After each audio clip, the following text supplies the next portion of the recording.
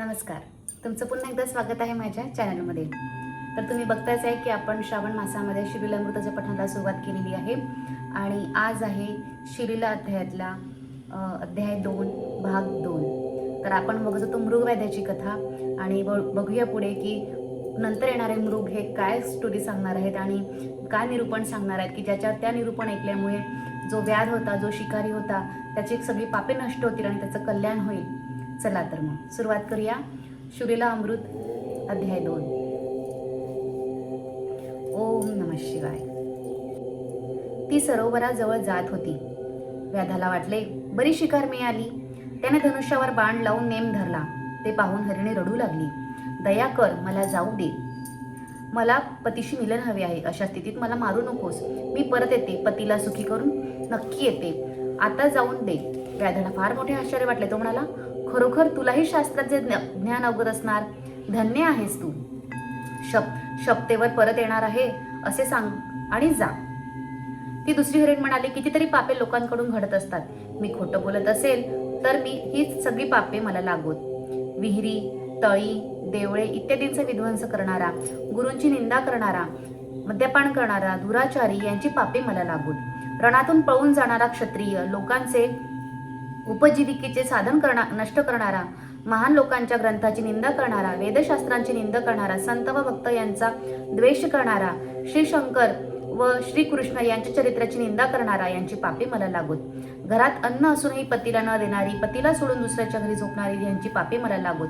आपला मुलगा व सून सन्मार्गाने चालली असताना सुद्धा त्यांना व्यर्थपणे छळणारे सासू सासरे यांना कुरूपपणा येतो व भिक्षाही मिळत नाही, त्यामुळे ते भिकारी होतात. जे भाऊ आपापसात वैर करतात त्यांना मत्स्याचा जन्म येतो. गुरूंचे दोष पाहतात त्यांची संपत्ती जळून जाते. जे वाटसरूंची वस्त्रे हिरावून नेतात त्यांना प्रेतावरील वस्त्रे वापरावी लागतात. आम्ही तपस्वी आहोत असे सांगून जे अनाचार करतात ते सुरवंताच्या जन्मात जातात. जी दासी धान्याची सेवा करीत नाही तिला सुसुरीचा जन्म येतो. जो पैसे घेऊन कन्या विकतो तो हिंस्र पशूच्या जन्मात जातो. मी जर खोटे बोलेल तर मला ही सगळे पातके लागू. जी स्त्री पती सेवा करते तिला व्यर्थ छळणारे लोक कुळाचा नाश ओढवून घेतात. ब्राह्मणाने रसायने विकली तर त्यांना दारूची सवय लागते व त्यांच्याकडून रस घेणाऱ्यांनाही तशीच दारूची सवय लागते. जो ब्राह्मणांचा अपमान करतो तो ब्रह्म राक्षस होतो. केलेले उपकार स्मरणारा जंत कीटक होतो. श्राद्धाचे जेवण करून जो ब्राह्मण नंतर स्त्रीशी संबंध ठेवतो तो कुत्रा किंवा डुकराच्या जन्माला जातो. जो सभेत खोटी साक्ष देतो त्याचे पूर्वज नरकात पडतात. जी स्त्री पतीची सेवा करते तिला व्यर्थ छळणारे लोक कुळाचा नाश ओढवून घेतात. जो ब्राह्मणांचा अपमान करतो तो ब्रह्म राक्षसच होय. श्राद्धाचे जेवण करून जो सभेत खोटी साक्ष देतो त्याचे पूर्वज नरकात पडतात. जो 2 स्त्रियांशी विवाह करतो त्यातील एकीचेच मन राखतो त्याला कुत्राच्या शरीरावरील गोचडीचा जन्म येतो. जे लोकांना मिळणारे पाणी बंद करतो त्याला पुढील जन्मी मलमूत्र अवरोध होतो. जो साधूंची निंदा करतो त्याचे दात पडतात. जे देवळात जेवतो तो पुढील जन्मी दुर्बल होतो. जो राजाची निंदा करतो त्याचे पचन बिघडून जाते. जो ग्रहण काळात भोजन करतो त्याला असाध्य पित्तरोग जळतो. जो मुले पळून परदेशात विकतो त्याला कोड उठते. जी स्त्री गर्भपात करते ती वांझ होते. जो देऊळ पाडतो त्याची हाडे मोडतात. जो अपराध नसताना स्त्रीला शिक्षा करतो त्याला या जन्मी अर्धांगवायू होतो. जो ब्राह्मणांचे अन्न पळवितो त्यांचा वंश वाढत नाही. गुरु, संत, माता, पिता यांची निंदा करणारा तोत्रा होतो. जो ब्राह्मणांना दंडुक्याने मारतो त्याला व्याधी होऊन अंगातून कळा येतात. देवालयासमोरचे पिंपळ आदी वृक्ष जो तोडतो तो पांगळा होतो. जो सुतकी माणसाकडे अन्न खातो त्याच्या उदरात अनेक रोग होतात. जो एकट्याने सुगंधी द्रव्य वापरतो पण दुसऱ्याला देत नाही त्याच्या अंगाला पुढील जन्मी दुर्गंध येतो. जो ब्राह्मणांचे धन घेऊन ते परत करीत नाही त्याला पुढील जन्मी पिता लवकर मरण पावतो. जो झाडे तोडतो व सावली नाहीशी करतो त्याला कोठेही जागा मिळत नाही. जो कोणी ब्राह्मणांना अशा लावून फसवितो तो पुढील जन्मी दारोदार भिक्षा मागत असतो. जी स्वतःच्या मुलाचा द्वेष करते दरिद्री माणसे लग्न मोडतात. ती स्त्री जन्मी व्यंधा होते. या सर्वांना जे पाप लागेल ते मी खोटे बोलत असेल तर मला लागेल. जो ब्राह्मणांना बंदीत टाकतो त्याला नरकात यमाकडून सांडसाने भाजले जाते. जो पवित्र ग्रंथ श्रवण करत नाही त्याला बहिरेपणा येतो. जो आपल्या वडिलांना त्रास देतो त्याचे कार्य कधीही सिद्धीस जात नाही.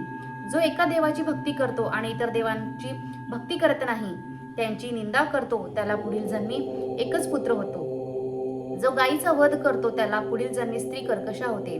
बैलाला मारतो त्याचा पुत्र मूर्ख होतो. पशूंना चारा पाणी न देता जो उपाशी मारतो त्याची मुले मुकी निपजतात. जो पतिव्रता परनारीची अभिलाषा धरतो त्याला कुरूप व कर्कशा स्त्री मिळते. जो पारधी अनेक जीवांची हत्या करतो त्याला अपस्मार होतो. जो गुरूंचा त्याग करतो तो पुढील जन्मी उपजताच मरतो. जो पुत्रशोक करणाऱ्यास हसणारे लोक निपुत्रक होतात. या सर्वांची पापे जर मी खोटं बोलत असेल तर मला लागेल. मी नक्कीच परत येईल, मला जाऊ दे. व्याध म्हणाला, तुझे ज्ञान खरोखर विलक्षण आहे. तू सत्याला स्मरून जा आणि परत ये. तेव्हा ती हरिणी पाणी पिऊन परत गेली. ती जाते तोच एक मृग तेथे पाणी पिण्यासाठी आला. आता ती तरी आपला हा मृग मारून टाकू असे व्याधाने बाणाने नेम धरला. तो हरिणही मानवी वाणीने बोलू लागला. पहिली हरिणी गेली बाळाला जन्म देण्यासाठी, दुसरी गेली पतीला भेटण्यासाठी, आता तिसरं हरिण आलेलं आहे आणि ते काय ज्ञान देणार आहे आपण आता ते बघूया. आणि ते काय ज्ञान देणार आहे याची आता शिकारी मिळण्याच्या आशेपेक्षा आता शिकाऱ्याला आता आपल्याला कुठलं ज्ञान मिळणार आहे याच्यावरती तो अधिक लक्ष लावून होता. तो हरिणही मानवी वाणीने बोलू लागला, हे व्याधा, माझ्या स्त्रिया पतिव्रता आहेत. तू मला मारशील तर त्यांना फार दुःख होईल. मी त्यांना सांगून व त्यांचे सांत्वन करून येतो. व्याधाला वाटले, हा खरे कशावरून बोलतो. याने शपथ घेऊन सांगितले तर मानावे. तो मृगाला तसे म्हणाला, जर तू मला शपथ घेऊन सांगितलंस तरच मी तुला जाऊ देईल तुझ्या पत्नीजवळ, असं शिकारी बोलला. मृगाने सांगितलेले ज्ञान, व्याधा, मी शपथ घेऊन सांगतो की मी परत येईल. हरिकीर्तनाचा बेरंग करणाऱ्याचा निर्वंश होतो. मृगाने सांगितलेले ज्ञान, व्याधा, मी शपथ घेऊन सांगतो की मी परत येईल. हरिकीर्तनाचा बेरंग करणाऱ्याचा निर्वंश होतो. मी जर खोटं बोलत असेल तर मला त्याचे पापे लागेल. लोक आणखीही कित्येक पापे करतात. शूद्राने वेदोक्त कर्म केल्यास त्याला नरकात जावे लागते. तीर्थयात्रेत बाधा आणणे, वाटसरूंना लुटणे, वस्त्रे व द्रव्ये चोरणे या कृत्यामुळे सर्वांगी फोड उठतात. जो शास्त्रप्रमाण न मानता निंदापूर्ण व कूटकविता करतो व विप्रांना सन्मानार्थ मिळालेल्या वस्तू हरण करतो अशा लोकांची मुले मरतात. एकादशी व शिवरात्री या दिवशी जे उपवास करीत नाही व द्वादशीला पारणे करीत नाही त्यांचे हातपाय गळतात. कोणी देवमूर्ती फोडतात, कोणी भक्तांना विघ्ने करतात, कोणी शिवाचा महिमा कमी करतात. हे लोक कीटकाच्या जन्माला जातात. मातेचा द्रोह करणाऱ्याला व्याधी जळतात. पित्याचा द्रोह करणारा पिशाच्च होतो. गुरुद्रोह करणारा अपघाताने मरतो आणि प्रेत व भूते ब्राह्मणांना अति आहाराबद्दल हसतात. त्यांची तोंडाची चव जाते. गायी व कन्या विकणाऱ्यांना मांजराचा जन्म येतो व ते स्वतःची पिल्ले भक्षण करतात. कन्या, भगिनी व पतिव्रता यांच्याबद्दल अभिलाषा बाळगणारे असतात. त्यांना प्रमेह, मूतखडा असे रोग होतात. जो देऊळ मोडतो, शिवलिंग फोडतो, देवाची उपकरणे, भूषणे इत्यादी चोरतो, देवांची प्राणप्रतिष्ठा झालेली असताना त्यांचा मान ठेवत नाही, त्यांना पंडुरोग होतो. अशा प्रकारचे पापांचे फळ मला लागो. मित्रद्रोही, विश्वासघातकी, गुरूंना संकटात घालणे, मातृपितृ हत्या करणे, अंगी सामर्थ्य असूनही गायी ब्राह्मणांचा वध न थांबवणे, ब्राह्मणाला बाहेर उपाशी ठेवून घरात सोयऱ्यांसह उत्तम अन्न भक्षण करणे, अशा लोकांना संग्रहणी व पोटशूळ होतो. कोणी पंचयज्ञ करीत नाही, ब्राह्मणांची घरे जाळतात. कोणी गुरूंची कपटाने परीक्षा करण्यासाठी प्रश्न विचारतात, कोणी गुरूंची कपटाने प्रश्न विचारतात. अशा लोकांची मुले वाढत नाही. कोणी गुरूंची कपटाने परीक्षा करण्यासाठी प्रश्न विचारतात, अशा लोकांची मुले वाढत नाहीत.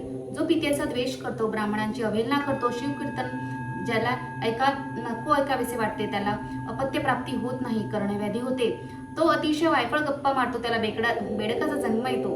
कोणी शिवकीर्तन किंवा पुराण श्रवणाच्या वेळी झोपतात ते सर्प योनीत जातात. जे अतिवाद विवाद करतात ते पिशाच्य योनीत जातात. कोणाला देवाच्या पूजेचा कंटाळा असतो, तीर्थप्रसादाचा अपमान करतात, ब्राह्मणांना पूज्य मानित नाही, अशांना अर्धांगवायू होतो. त्यांच्या हातापायाच्या शिरा आकडतात, अशा लोकांची पापे मला लागतील. मृगाने एवढ्या शब्दा घातल्यावर व्याध्याने त्याला जाऊ दिले. व्याध्याच्या मनात शंकराबद्दलची भक्ती अधिक निर्माण झाली. तो प्रेमाने बेलाची पाने तोडून खाली टाकू लागला. रात्रीच्या 4ही प्रहरात त्याच्याकडून शिवपूजा घडली. त्यामुळे त्याची पापे नष्ट झाली. पूर्व दिशा उजळून निघाली. अरुणोदय झाला. त्या मागोमाग सूर्योदय झाला. सर्वत्र प्रकाश पसरला. पूर्व दिशेने सूर्यरूपी कुंकू भाळी आली. त्यावेळी तिथे आणखी एक हरिणी आली. व्याधाने तिच्यावर बाण रोखला व तो सोडणारच. तोच ती म्हणाली, मला मारू नकोस, मी माझ्या बाळाला स्तनपान करून येते. हरिणीने सांगितलेले ज्ञान. आता ही शेवटची हरिणी आहे. ती आता त्या व्याधाला काय ज्ञान देणार आहे आपण ते बघूया. व्याधाला आनंद झाला. ती हरिणी आता कोणता तरी शास्त्रार्थ सांगते हे ऐकावं म्हणून त्याने तिला शपथ घेण्यास आग्रह केला. हरिणी म्हणाली, मी जर दिलेले वचन पाळले नाही तर अनेक पापे मला लागतील. कोणी गवताच्या गंजी जाळतो, कोणी गवतांना आगी लावतात, कोणी गायींना ब्राह्मणांना पाणी देत नाही, त्यांना क्षयरोग होतो. जे विप्रांची घरे हरण करून स्वतः घेतात त्यांचे पूर्वज नरकात पडतात. कोणी माता व पुत्र यात, कोणी स्त्री पुरुष यात भांडणे लावतात. देव ब्राह्मणांना मान देत नाही, त्यांची कठोर वचनाने निंदा करतात, त्यांचे हातपाय यम स्वतः तोडतो.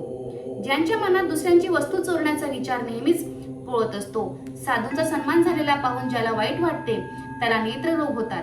पुस्तकांची चोरी करणारे मुके होतात, रत्नचोर आंधळे होतात, गर्विष्ठ रेड्याच्या जन्माला जातात, पारधी ससाण्याच्या जन्माला जातात. भक्त निंदकाच्या मुखाला दुर्गंधी येते. जो माता पित्याला ताडण करतो तो लुळा होतो. जो कंजूष असतो त्याला पुढचा जन्म महाभुजंगाचा येतो. कंजूशी करायची नाही. यती भिक्षा मागायला आला असता जो त्याला रिक्त हस्ते पाठवतो त्याला शंकराचा कोप होतो व त्याची संतती व संपत्ती दग्ध होते. जेवायला बसलेल्या ब्राह्मणाला जो उठवून घालून देतो त्यापेक्षा मोठा पापी कुणीच नाही. व्याधा, मी जर खोटे वचन देईल ती सर्वांची पापे मला लागोत. मृगीचे बोलणे ऐकून व्याध भरल्या मनाने म्हणाला, तू बाळाला स्तनपान देण्यासाठी जा, मग ये. ती मृगी जलप्राशन करून परत गेली. पुढे असे झाले की पहिल्या हरिणीची प्रसूती झाली. तिने एका छान पाडसाला जन्म दिला. दुसऱ्या हरिणी आपल्या पतीला संतुष्ट करून आली. मृग म्हणाला, आपण व्याधाकडे लवकर जाऊया. आता दोन्ही हरिणीने ठरवलं की आपण आता त्या व्याधाला आपण जे वचन दिलं होतं ते आपण आता पूर्ण करूया आणि त्या व्याधाकडे जाऊया. मग हरिणी, पाडस सर्वजण व्याधाजवळ परत आले आणि जो तो पारध्याला म्हणू लागला, मी मरणाला तयार आहे, मला आधी मार, मला आधी मार, मला आधी मार. मृग म्हणाला, माझा प्राण आधी घे. मृगी म्हणाली, आम्ही पतीच्या आधी कसे मरू, म्हणजे आम्हाला सद्गती लागेल. पाडसे म्हणाले, आम्हालाच आधी मार. पती म्हणाला, आधी मला मार. पत्नी म्हणाली हरिणी की मला आधी मार, कारण पतीच्या आधी मरण हे शुभ मानलं जातं. आणि पाडसे म्हणाले की आम्हालाही आधी मारा, म्हणजे आम्हाला आई वडिलांविना जगावं लागणार नाही. आणि शेवटी काय झाले बघा. हरिण म्हणाला, आधी मला मार, कारण मला हरिणी विना राहायचं नाहीये. हरिणी म्हणाली, मला माझ्या पती विना म्हणजे हरिणा विना राहायचं नाहीये. आणि पाडस म्हणजेच हरिणाचे जे छोटे पिल्लू असतात ते म्हणाले की आम्हाला आधी मारा, म्हणजे आम्हाला आई वडिलांविना राहावं लागणार नाही. पण शेवटी सगळ्यात काय झालंय बघा, ऐका. ह्या सर्वांचा उद्धार झाला. व्याध गहिवरला, त्याला अश्रू आवरेनात. तो एकदम त्याला हरिणांना वंदन करून म्हणाला, आहा हा, माझे जीवन धन्य झाले. तुमच्या तोंडून मी निरूपण ऐकले, त्यामुळे माझे सर्व पाप नष्ट झाले. माता, पिता, देव, संसार, पुत्र, स्त्री हे सर्वच मला व्यर्थ वाटत आहे. आता मी केव्हा एकदा मुक्त होईल आणि शिवपदास प्राप्त होईल असे वाटत आहे. तो असे घाबरून बोलत होता तोच तेथे एक दिव्य विमान तेथे आले. त्यावर शंकराचे गण बसलेले होते. त्यांना 5 मुखे होती, 10 भुजा होत्या. व्याघ्रांबर धारण केलेले असे ते गण फार तेजस्वी दिसत होते. किन्नर वाद्य वाजत होती. विद्याधर आलाप काढीत होते. देव पुष्पवर्षाव करीत होते आणि व्याधासह सर्व हरिणीची शरीरे एकदम दिव्य दिसू लागली. त्या हरिणींना शिवाचा शाप मिळाला होता, म्हणून त्यांना त्या हरिणीचं म्हणजेच कोणती ती रंभा होती. हरिणी म्हणजे ती मृग म्हणजे रंभा होती. तिला शापेमुळे शिवाच्या शापेमुळे ती हरिणी जन्माला आली होती. आणि हे सगळं स्टोरीमध्ये त्यांना शेवटी त्यांनाही मुक्ती मिळाली होती आणि तेही आता शिवाच्या दिव्य विमानातून स्वर्गात प्रस्थान करण्याचे त्यांना आता मोक्ष मिळालेला होता. शिवगणाने त्यांना विमानात बसण्याची प्रार्थना केली. मृगही दिव्य रूप धारण करून विमानात बसले. देव व्याधाची स्तुती करू लागले. व्याध शिवलोकी गेला व मृगी व पाडसे दिव्य तारकाच्या रूपाने गगनात विराजू लागले. 3 नक्षत्रे अजूनही आकाशात दिसतात. श्रीधर कवी म्हणतो, व्यासांनी लिंगपुराणात जी कथा रसपूर्ण भाषेत वर्णन केलेली आहे ती मी मराठीत वर्णन केलेली आहे. ब्रह्मानंद युक्त होऊन सज्जनांनी ही कथा नित्य श्रवण करावी. शिवरात्रीचे व्रत करणारे व ही कथा ऐकणारे त्यांचे सगळे पापे जळून जावोत. ते लोक पुण्यवंतच आहे. ज्यांनी कथा ही कोणी ऐकलेली असेल त्या सगळ्यांचे पापे जळून जातील आणि ते सगळी लोक पुण्यवंत होतील. शिवलीला अमृत रूपी हे अमृत श्रोतेरूपी देवांनी प्राशन करावे. जे निंदक, कुर्तकी आणि असुरी वृत्तीचे असतात त्यांना हे पुण्य कसे मिळणार? ब्रह्मानंद गुरु हेच कैलासनाथ, त्यांचे चरण हेच कमळ होय. आणि मी श्रीधर कवी म्हणजेच येथे रमलेला एक भ्रमर आहे. शिवनामाची मी गुंजन करीत आहे. स्कंद पुराणांतर्गत ब्रह्मोत्तर खंडातील हा शिवलीलामृताचा दुसरा अध्याय ग्रंथ महान आहे. त्याचा हा द्वितीय अध्याय गोड मानून घ्यावा. संतांनी त्याचे अखंड श्रवण करावे हीच प्रार्थना. श्री सांब सदा शिवर्पणमस्तु. ओम नमः शिवाय. तर इथे आपला आज दुसरा अध्याय संपूर्ण झालेला आहे. आणि तुम्हाला हा दुसरा अध्यायातला कोणत्या हरणीची कथा जास्ती आवडली ते नक्की मला कमेंट्समध्ये सांगा. आणि तुम्ही अजून जर माझ्या चॅनलला सबस्क्राईब केलं नसेल तर सबस्क्राईब करा. अजून आपले बरेच अध्याय बाकी आहे. रोज आपण थोडा थोडा वाचणार आहोत आणि तुम्हा सगळ्यांना याचं पुण्य मिळो. माझ्यासोबतच तुम्हालाही याचं पुण्य मिळो हीच प्रार्थना महादेवाच्या चरणी. आणि कमेंटमध्ये नक्की लिहा हर हर महादेव. तर भेटूया उद्याच्या ब्लॉगमध्ये. अध्याय तिसरा बघूया आपण. अध्याय तिसरा पण खूप सुंदर आहे.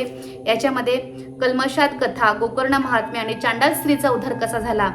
गोकर्ण महात्म्य म्हणजे जे कर्नाटकामध्ये गोकर्ण आहे त्याचीच कथा इथे आहे. खूप छान कथा आहे. नक्की ऐका आणि त्याचं पुण्य प्राप्त करून घ्या. भेटूया पुढच्या ब्लॉगमध्ये. तेव्हापर्यंत ओम नमः शिवाय.